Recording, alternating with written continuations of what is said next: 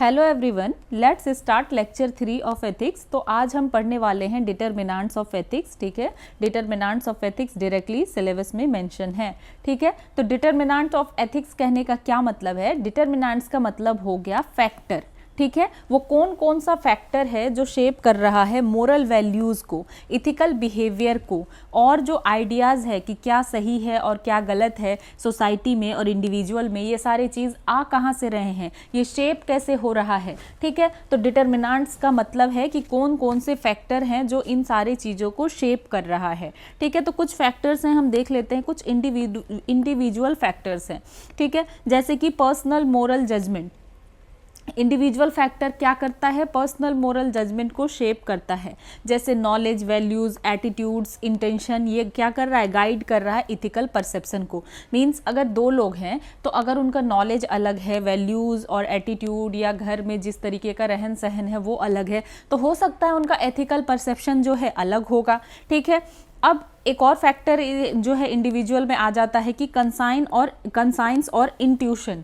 ठीक है, ये भी डिसीजन को इन्फ्लुएंस करता है। जैसे कि गांधी जी ने क्या किया था? विड्रॉ कर लिया था नॉन कोऑपरेशन मूवमेंट को चौरा चौरी इंसिडेंट के बाद, क्योंकि उनको लगा कि ये चौरा चौरी का जो इंसिडेंट हुआ है ये नहीं होना चाहिए था और इतना दंगा नहीं होना चाहिए था, इतना वॉयलेंस जो है नहीं होना चाहिए था। ठीक है, तो कंसाइंस और इंट्यूशन भी डिसीजन को इन्फ्लुएंस करता है। और जो मोरल अपब्रिंगिंग होता है वो भी इथिकल स्टैंड को शेप करता है। ठीक है, मोरल अपब्रिंगिंग मतलब जैसे उसका परवरिश हुआ, जो उनके फैमिली में कुछ उनको सिखाया गया वो चीज़ें वो सीखें। ठीक है, आसपास के लोगों से या टीचर्स से, तो मोरल अपब्रिंगिंग के हिसाब से भी जो है वो अपना इथिकल स्टैंड लेते हैं। जैसे राजा राम मोहन रॉय जो है सती के अगेंस्ट उन्होंने स्टैंड लिया। ठीक है, इनइक्वालिटी के अगेंस्ट स्टैंड लिया क्योंकि उनका मोरल अपब्रिंगिंग वैसा था। नेक्स्ट एग्जाम्पल, दुर्गा शक्ति नागपाल, इन्होंने जो है सैंड माफिया के अगेंस्ट जो है एक्शन लिया। तो ये किससे ड्रिवन था? कंसाइंस से ड्रिवन था। ठीक है, तो ये भी एग्जाम्पल आप लिख सकते हैं। देन सिचुएशनल फैक्टर्स को समझते हैं कि सिचुएशनल फैक्टर्स जो है कैसे शेप कर रहा है मोरल वैल्यूज़ को। ठीक है, तो कंटेक्स्ट और सरकमस्टांसेस जो हैं ये इन्फ्लुएंस करता है चॉइसेस को, कि आप क्या चॉइसेस लेंगे, तो ये दोनों के ऊपर भी डिपेंड होता है। जैसे कि अगर आपके ऊपर फैमिली का इन्फ्लुएंस है, पीयर्स का, सीनियर्स का, सोसाइटीज़ का, तो हम क्या करेंगे? हमारा चॉइसेस भी बिल्कुल वैसा ही होगा जैसे लोगों से हम इन्फ्लुएंस है या जैसे लोगों को के आसपास हम रहते हैं। ठीक है, संगत का असर तो आपके लाइफ में होने ही वाला है, आपके चॉइसेस पे होने ही वाला है। ठीक है, और जो सर्कमस्टांसेस मींस परिस्थितियां जो है वो मोरल जजमेंट को ऑल्टर करेगी। ठीक है, जैसे कि मोरल जजमेंट को कैसे ऑल्टर करेगी? जैसे कि अगर कोई ट्रैफिक सिग्नल को तोड़ता है, ठीक है, तो हो सकता है कि ट्रैफिक सिग्नल तोड़ना एथिकल नहीं है, हो सकता है क्या? एथिकल नहीं है ट्रैफिक सिग्नल को तोड़ना। लेकिन अगर इसको किसी अर्जेंट नीड के लिए किया गया हो या कोई हॉस्पिटलाइज्ड है या कुछ ऐसी चीज़ों के लिए किया गया है, तो फिर हो सकता है कि ये एथिकल हो सकता है। तो हमने क्या देखा कि सर्कमस्टांसेस या परिस्थितियों के हिसाब से एथिक्स कैसे सही और गलत हो रहा है। ठीक है, अब एक और एग्जाम्पल देख लेते हैं कि सुप्रीम कोर्ट ने जो है रिलीफ दिया एक IIT एस्पिरेंट को जो कि SC कम्युनिटी का था, जिसका कि एडमिशन जो है क्या हो रहा था? मिस हो रहा था, क्योंकि वो फी पे नहीं कर पा रहा था। ठीक है, तो ये जो है दिखा रहा है कि हाँ किस तरीके से सर्कमस्टांसेस के हिसाब से एथिकल कंसीडरेशन किया जा रहा है। ठीक है, तो ये जो है एग्जाम्पल्स भी हम लिख सकते हैं। Next, opportunity to engage in ethical behaviour as well as reward punishment structure affect behaviour. तो क्या होता है कि आपका क्या बिहेवियर होने वाला है, तो इसका जो है आप रिवॉर्ड पनिशमेंट स्ट्रक्चर के ऊपर भी डिपेंड करता है, और जो है आपके पास कितना अपॉर्चुनिटी है कि आप अनइथिकल बिहेवियर में इंगेज करते हैं और आपको क्या रिवॉर्ड मिलेगा इससे या क्या पनिशमेंट मिलेगा इससे। तो इससे भी बहुत लोग जो हैं अनइथिकल काम नहीं करते हैं, क्योंकि उनको मौका मिले तो वो अनइथिकल काम करेंगे, लेकिन वो इसलिए भी नहीं करते हैं क्योंकि उनको लगता है कि अगर हम ये अनइथिकल काम करें तो हमें पनिशमेंट मिल सकता है। ठीक है, जैसे कि एक एग्जाम्पल ले लेते हैं डिजिटल अपॉर्चुनिटी का, कि अगर कोई ऐसा डेटा एंट्री ऑपरेटर है और उसके पास सिटीजन का पर्सनल डेटा है, ठीक है, किसी भी मान लीजिए कोई गवर्नमेंट स्कीम में उसके पास सारा पर्सनल डेटा है।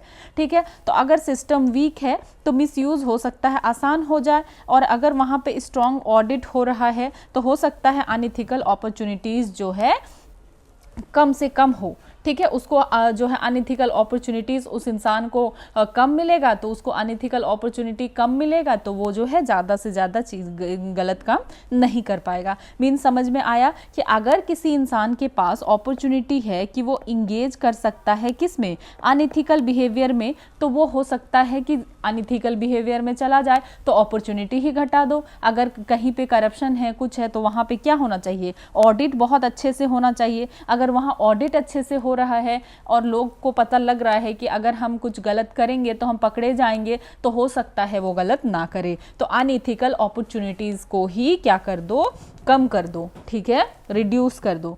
देन कल्चरल और सोशल फैक्टर भी है कि आप कैसे बिहेव करेंगे, तो ये कल्चर और सोशल फैक्टर पे डिपेंड करता है। जैसे कि culture defines acceptable behaviour, culture क्या करता है, एक्सेप्टेबल बिहेवियर को डिफाइन करता है, ठीक है। जैसे अगर हम देखें कि जो सती, अनटचेबिलिटी और पर्दा है, ये सब एक बार एक्सेप्टेड था, एक बार क्या, ये वंस एक्सेप्टेड, ये सालों से चलता आ रहा था ये सब चीज़, लेकिन अब ये कंडेम हो चुका है क्योंकि ये कल्चर से रिलेटेड था, चलता आ रहा था, ठीक है। और सोसाइटी क्या करता है, शेप करता है नॉर्म को, लेकिन ये अगर नॉर्म्स बनते आ रहा है सोसाइटी में, तो इसका मतलब ये नहीं है कि जो भी नॉर्म्स बनता आ रहा है वो एथिकल ही होगा, वो अनएथिकल भी हो सकता है, ठीक है। तो सोसाइटी नॉर्म्स को शेप करता है, तो हो सकता है जो भी नॉर्म्स बना हुआ है उस सोसाइटी में वो एथिकल भी हो और अनएथिकल भी हो, ठीक है। जैसे नाजी जर्मनी क्या था, एग्जाम्पल के तौर पे अगर हम देखें तो नाजी जर्मनी क्या था, मोरली करप्ट था और कास्ट डिस्क्रिमिनेशन वगैरह भी कर रहा था, और हमने देखा कि मोरली करप्ट होने की वजह से कितना बुरा अंजाम हुआ, ठीक है। तो और एग्जाम्पल अगर देखें कि जैसे नमस्ते है या टचिंग, नमस्ते कर रहे हैं, ग्रीट कर रहे हैं लोगों को, या बड़ों का पैर छू रहे हैं, तो ये एक कल्चरल एथिक्स जो है शो करता है। Touching elders feet reflect cultural ethics, ठीक है। तो ये चीज़ समझ में आ गया। सबसे पहला फैक्टर हमने पढ़ा इंडिविजुअल फैक्टर, जो कि हमारा पर्सनल मोरल जजमेंट को शेप कर रहा है। देन सिचुएशनल फैक्टर देखा हमने कि सिचुएशन के अकॉर्डिंग सिचुएशनल फैक्टर क्या है, जिस हिसाब से एथिक्स को हम जो है चेंज कर रहे हैं या हमारा चॉइस इन्फ्लुएंस हो रहा है।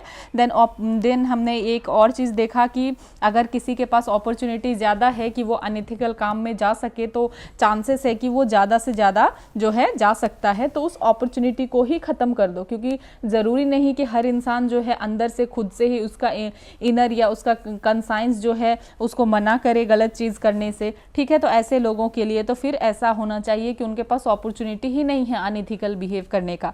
देन कल्चरल और सोशल फैक्टर हमने देखा कि कल्चर भी डिफाइन करता है एक्सेप्टेबल बिहेवियर को। देन नेक्स्ट फैक्टर देखते हैं कि रिलीजियन और स्पिरिचुअल इथिक्स जो है ये मोरल गाइडलाइंस प्रोवाइड करता है, जैसे कर्मा हिंदुइज्म में, कंपैशन बुद्धिज्म में, चैरिटी इस्लाम में, गोल्डन रूल क्रिश्चियनिटी में, ठीक है। लेकिन इथिक्स जो है ये रिलीजन के ऊपर डिपेंडेंट नहीं है, ठीक है। तो ऐसा नहीं है कि एथिक्स जो है फुल्ली रिलीजन के ऊपर डिपेंडेंट है। जो रिलीजन में अच्छी चीज़ें हैं उनको हम फॉलो करते हैं, लेकिन ऐसा नहीं है कि एथिक्स फुल्ली डिपेंडेंट है रिलीजन पे। जो एथीस्ट है वो भी एक्ट कर सकते हैं एथिकली, ऐसा नहीं है कि जो एथीस्ट है वो एथिकली एक्ट नहीं करेंगे। देन एजुकेशन और अपब्रिंगिंग का बहुत ज़्यादा रोल हम देख पाते हैं, ठीक है। ये बिल्ड करता है रीजनिंग और मोरल डिसिप्लिन को, ठीक है।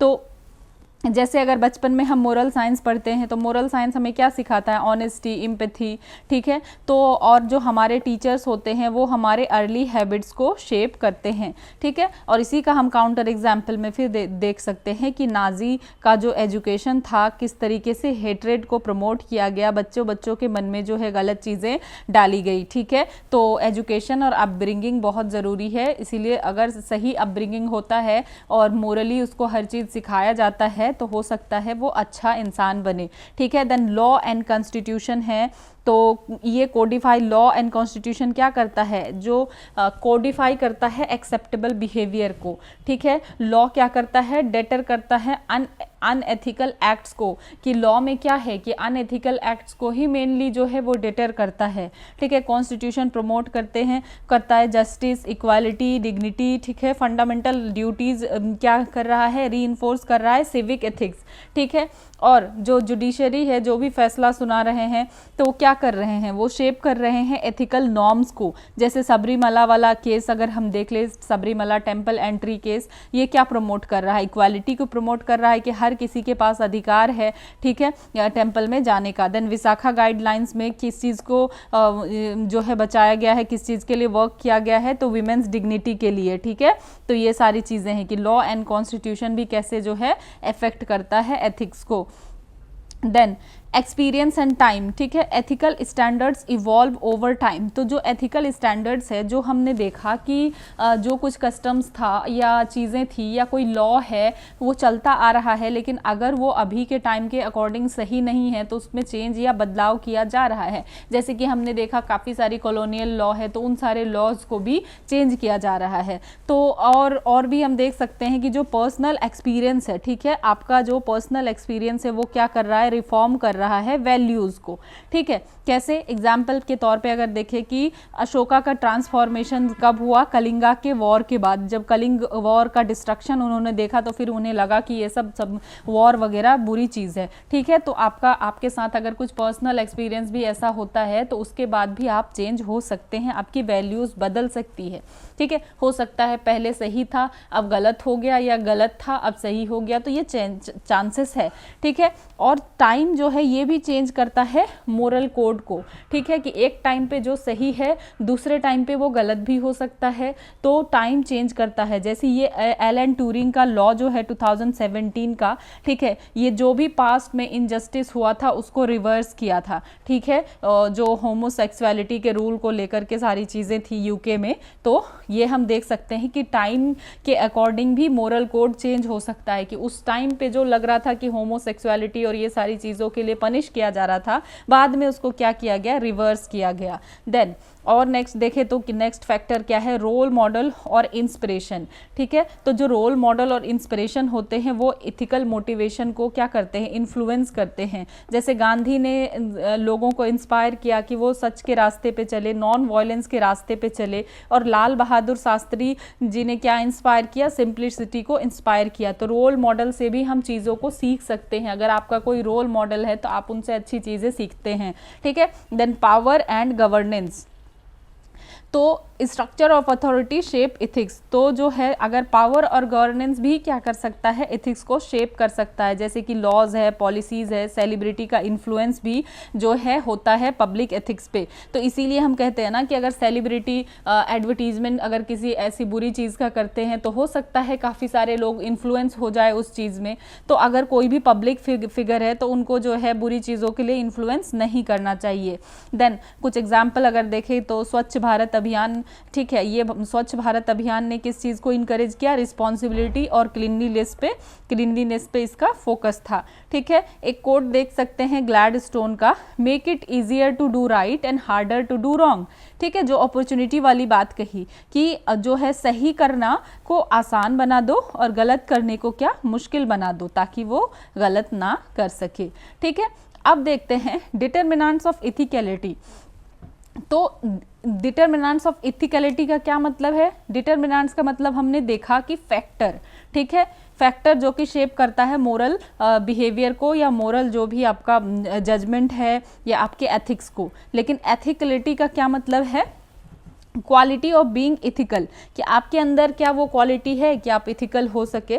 That is acting in a way that aligns with moral principle, कि जो भी आपका मोरल प्रिंसिपल है आप उसके अकॉर्डिंग एक्ट कर रहे हो या नहीं, ठीक है। तो नेचर ऑफ द एक्शन, ठीक है, कुछ एक्ट जो है अनइथिकल ही होते हैं बाय नेचर, चाहे उसका इंटेंशन और उसका आउटकम कुछ भी हो, लेकिन वो एक्ट जो है अनएथिकल ही है। जैसे मर्डर क्या है? मर्डर अनएथिकल ही है, ठीक है। और जैसे पॉल्यूशन अगर हो रहा है तो पॉल्यूशन क्या है? अगर कोई फैक्ट्री लगाया गया और उसके वजह से पॉल्यूशन हो रहा है तो वो अनएथिकल है, लेकिन उसको जो है सपोज जस्टिफाई किया जा रहा है कि ये पॉल्यूशन हो रहा है किसके लिए? पब्लिक वेलफेयर के लिए। लेकिन क्या है? जो गलत है तो गलत ही है। Some acts are unethical by nature, ठीक है, उसका इंटेंशन चाहे कुछ हो। उसके बाद फिर इंटेंशन के बेसिस पे हम देखते हैं कि मोटिव भी मैटर करता है, ठीक है। अगर कोई अच्छा एक्ट है लेकिन उसका इंटेंशन बुरा था, मतलब किसी ने सोचा कि मैं किसी के लिए बुरा करूं, लेकिन बुरा करने के दौरान वो उल्टा उसका अच्छा हो गया, ठीक है, दूसरे का, तो इसका मतलब ये नहीं है कि वो एथिकल काम हो गया, वो फिर भी अनएथिकल ही है कि आपने अच्छा तो कर दिया पर नीयत तो आपकी बुरी थी, ठीक है। एग्जाम्पल अगर देखें, जैसे कि एनजीओ क्या है, चैरिटी कर रहे हैं, ठीक है, लेकिन किस लिए, सिर्फ टैक्स बेनिफिट और पब्लिसिटी के लिए, उनका कोई इंटरनल मोटिव नहीं है कि हमें हेल्प करना है, ठीक है। एग्जाम्पल जैसे देखिए कि अगर कोई पुलिसमैन है और वो सिग्नल को तोड़ रहे हैं, ठीक है, टू सेव लाइव्स में बी एथिकल, तो ये हमने देखा कि किस तरीके से इंटेंशन के अकॉर्डिंग भी चेंज होता है और सर्कमस्टांसेस और कंटेक्स्ट के अकॉर्डिंग भी चेंज होता है, ठीक है। देन सर्कमस्टांसेस और कंटेक्स्ट वाला हमने पहले भी देखा कि कंटेक्स्ट जो है इथिकल जजमेंट को जो है शेप करता है, ठीक है। अब हम देखते हैं अंडरस्टैंडिंग इथिकल डिसीजन, ठीक है। इथिकल डिसीजन को हम थोड़ा सा समझते हैं तो ओवरलैप भी करता है, जैसे इथिकल एक्शन है तो ये बहुत सारे फैक्टर्स से मिलकर बना है, सोशल, पर्सनल और पॉलिटिकल फैक्टर से। तो जैसे अगर हम देखें कि integrity of a civil servant depends on upbringing, law and political culture, तो अगर कोई सिविल सर्वेंट जो है उसके अंदर इंटीग्रिटी है या नहीं, ये किस किस चीज़ पे डिपेंड कर रहा है, अपब्रिंगिंग के ऊपर, लॉ के ऊपर और पॉलिटिकल कल्चर के ऊपर। वेरिएशन भी हो सकता है कि बहुत सारे अलग अलग तरीके के लोग अलग अलग तरीके से जो है सेम सिचुएशन को ही कंसीडर करें और रिएक्ट करें, ठीक है। जैसे कि मैरिज में follow personal choice for one और सोशल प्रेशर फॉर अनदर, कि अगर मैरिज एक ही चीज़ है लेकिन जो है हो सकता है किसी को लगे कि ठीक है अब शादी करने का टाइम है या कुछ भी है, उसका मन है तो वो कर रहा है, लेकिन किसी दूसरे को लग सकता है कि ये क्या चीज़ है, सोशल प्रेशर ही है, ठीक है, ये सारी चीज़ें। देन कन्फ्लिक्ट, तो ये डिटरमिनेंट्स जो है, ये फैक्टर्स जो हैं ये क्लैश कर सकते हैं, ठीक है, और क्रिएट कर सकते हैं एथिकल डिलेमास। जैसे कि अगर एथिस्ट को फोर्स किया जा रहा है कि तुम फॉलो करो रिलीजियस रिचुअल्स को फैमिली सेटिंग में, तो हम देख सकते हैं कि एथिकल डिसीजन किस किस तरीके का हो सकता है।